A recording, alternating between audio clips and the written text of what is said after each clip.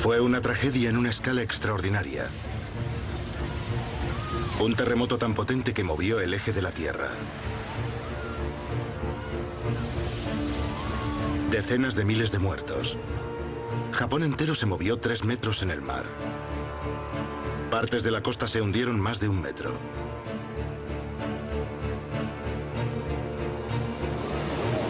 ¿Qué fuerzas se unieron para crear ese terrorífico desastre?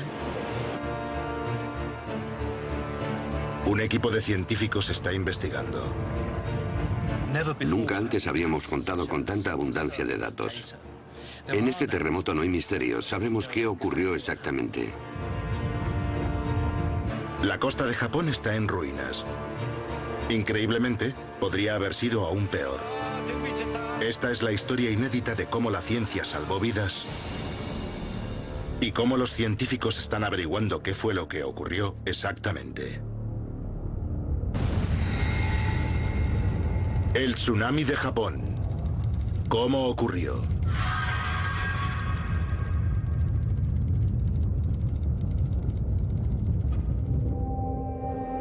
El profesor Roger Wilhelm es un experto mundial en terremotos.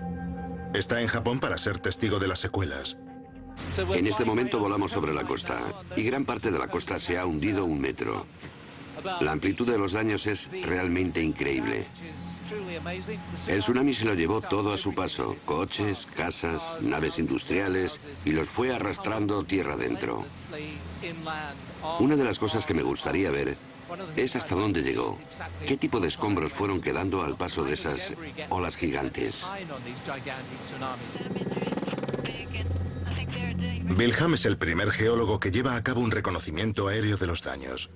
Todos los detalles de este desastre natural han quedado registrados en sismómetros, extensómetros y mareómetros, lo que permite analizar a los expertos qué ocurrió exactamente.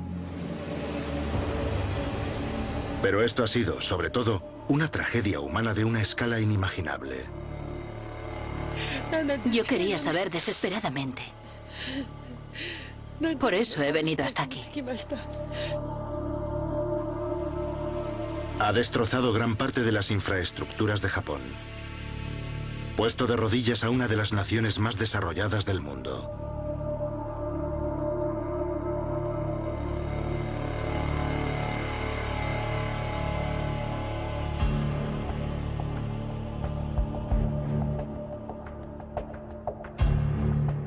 Mientras los equipos de rescate buscan entre los escombros, Wilhelm y otros científicos de todo el mundo asumen el reto de entender este terremoto gigante con la esperanza de evitar algún día tantas pérdidas de vidas.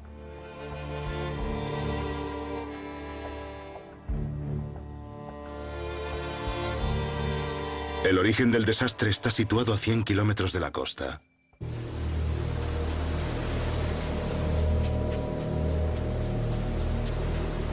A 6 kilómetros por debajo del agua, la Tierra se deformó en una vasta colisión a cámara lenta.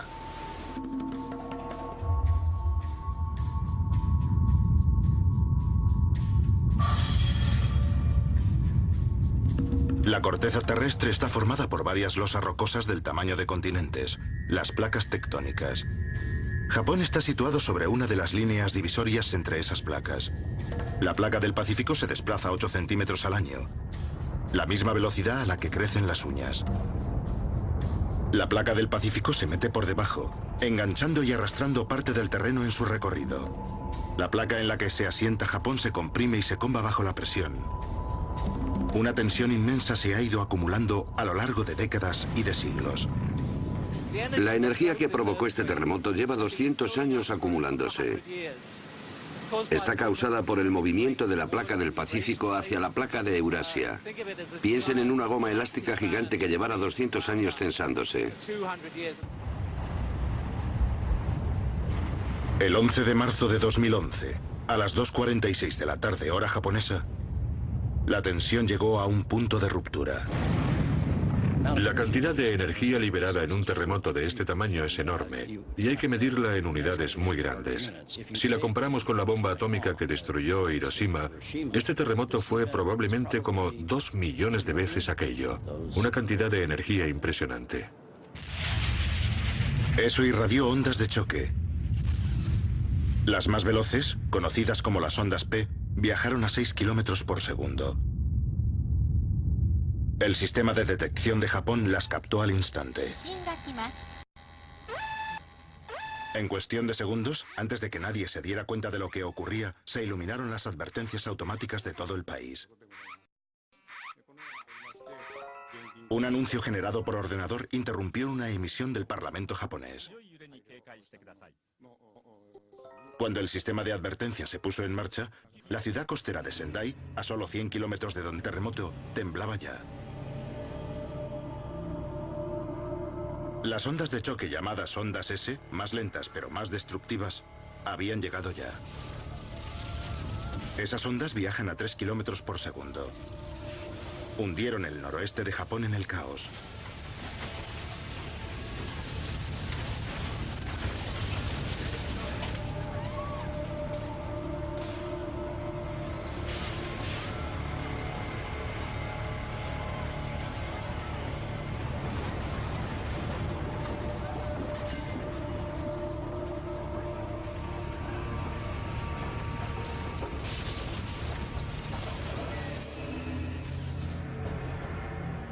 Las ondas, en su propagación, pasaron por Fukushima Daiichi, 150 kilómetros al suroeste del epicentro.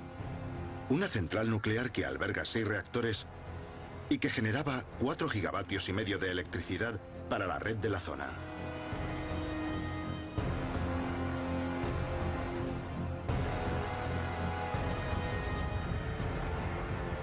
Esta grabación de un pueblo cercano a la central nos da una idea de la potencia del terremoto.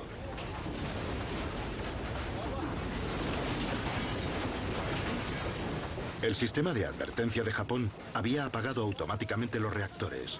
Enfriarlos llevaría tiempo. Cuando piensas en un apagado, piensas que ya no hay peligro porque está apagado. Pero el núcleo del reactor estaba todavía muy caliente. Si tenemos una bandeja en el horno y lo apagamos, el horno sigue calentando dentro, después de haberlo apagado. Después del apagado, los generadores diésel de urgencia entraron en acción para bombear refrigerante a través de los núcleos de los reactores. Fukushima sobrevivió intacta al terremoto, pero había un gran problema. Está situada a metros del mar. A 11.000 kilómetros de distancia, el personal del Centro de Alerta de Tsunamis del Pacífico en Hawái recibía mensajes en sus buscas. A los 10 segundos de que empezara el terremoto, sus efectos ya eran monitorizados en todo el mundo. Japón tiene muchos sismómetros. Hubo mucha información muy pronto. Cuando nos llegó el mensaje, aún no había terminado el terremoto. Las primeras indicaciones, una magnitud de unos 7 grados. Pero a medida que llegaban los datos, empezaba a subir. 7,5, 7,7, más de 8. La reacción inmediata de todo el mundo fue que eso no era posible. Porque en la historia de Japón nunca había habido un terremoto superior a 8,4. Aumentó la intensidad de lo que hacíamos, porque sabíamos que lidiábamos con algo muy grande, algo que podía afectar a toda la cuenca del Pacífico. Nos dimos cuenta de lo fuerte que era. Y de inmediato, de lo terrible que sería eso para Japón. 100 segundos después de que empezara todo, las ondas S, más lentas pero más destructivas, llegaban a Tokio.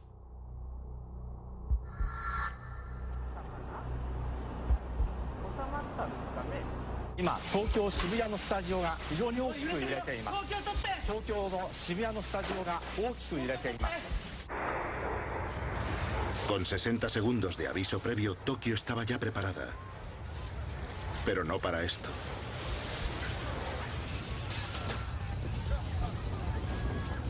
El terremoto duró nada menos que 5 minutos.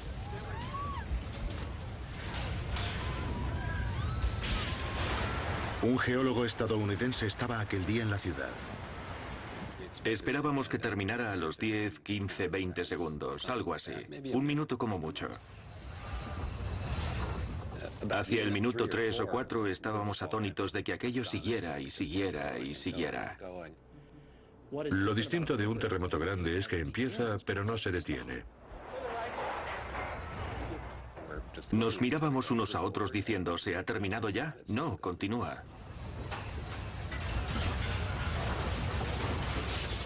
Y nos íbamos dando cuenta de que era cada vez más grande y tenía que estar bastante cerca.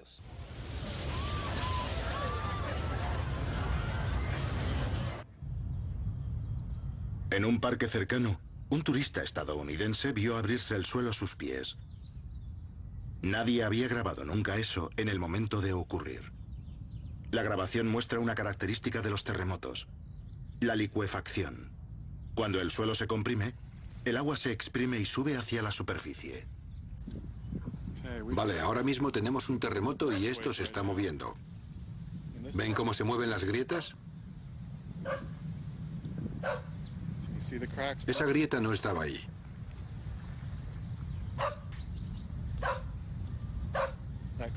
Esa grieta se agranda y se reduce. Avanza y retrocede. Y ahora está saliendo agua por todo el parque.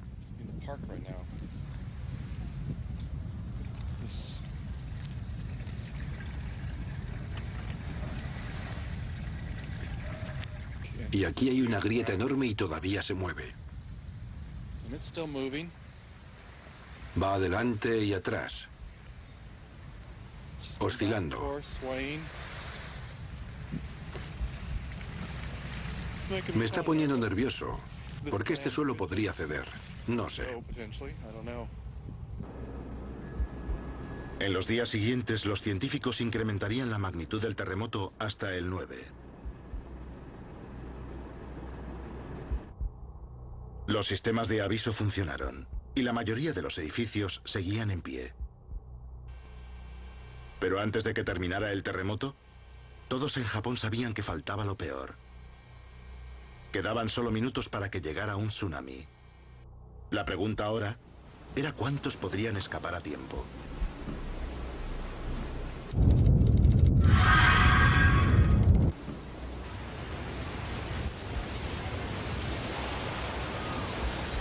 El 11 de marzo de 2011, los miles de millones que había